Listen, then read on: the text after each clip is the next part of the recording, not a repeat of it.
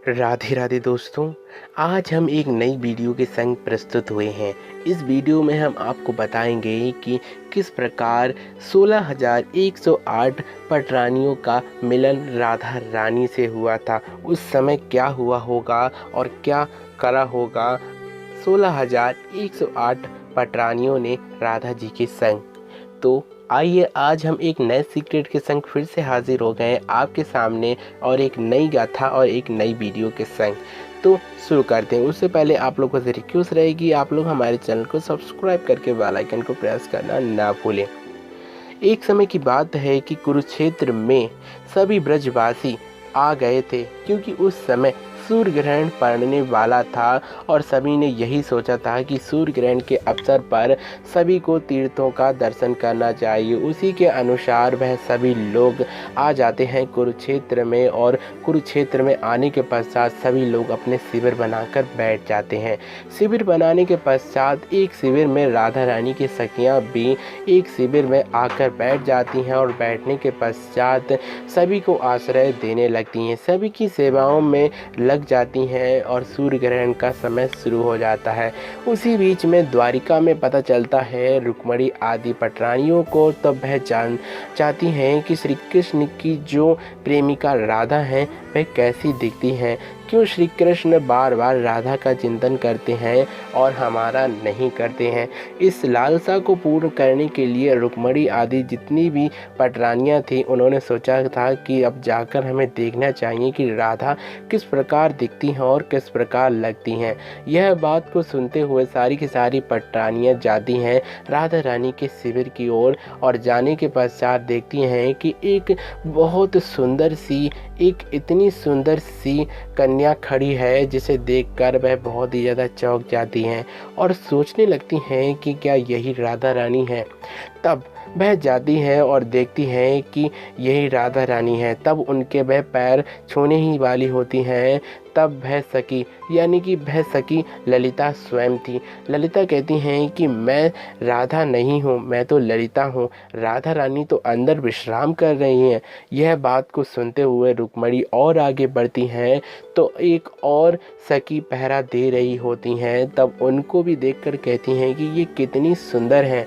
यह बात को सुनते हुए वह भी मना कर देती हैं कि मैं राधा रानी नहीं, मैं तो विशाखा हूँ।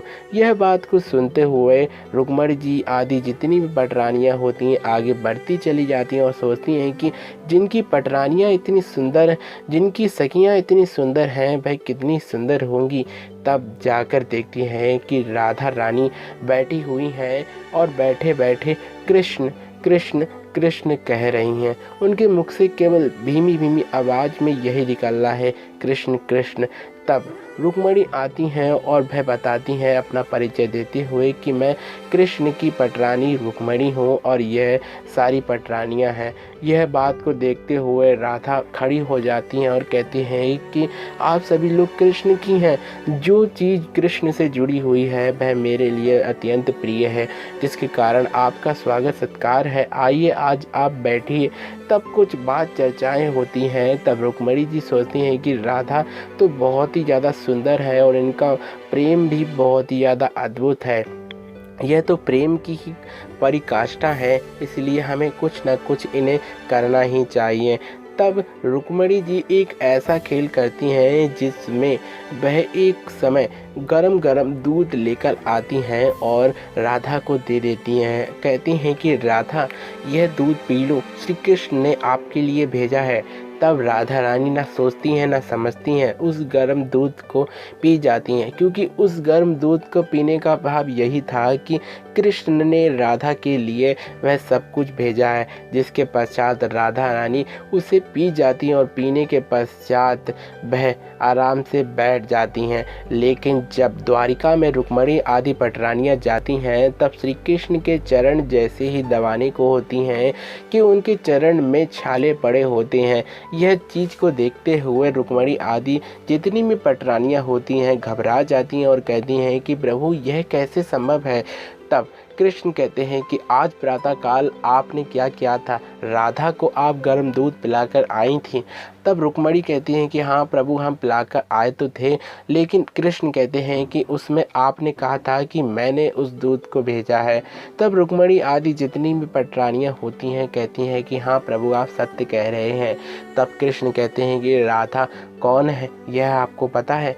राधा के चरण मेरे हृदय में और राधा स्वयं अपने जो चरण हैं मेरे कर कमलों पर रखती हैं। जिसके पश्चात कृष्ण कहते हैं कि जो चरण मेरे हैं राधा के हृदय में बसते हैं, जिसी के कारण जब राधा ने गर्म दूध पिया था तब छाले मेरे पैरों में पड़े थे। इसके लिए राधा यह अद्भुत लीला रुक्मणी आदि सखियों को पता चल जाती है और वह कहती हैं कि वाह राधा रानी, आज सचमुच में श्री कृष्ण की ही प्यारी हैं, क्योंकि आपने ही हमें बता दिया कि श्री कृष्ण किस प्रकार से आपके संग रह सकते हैं।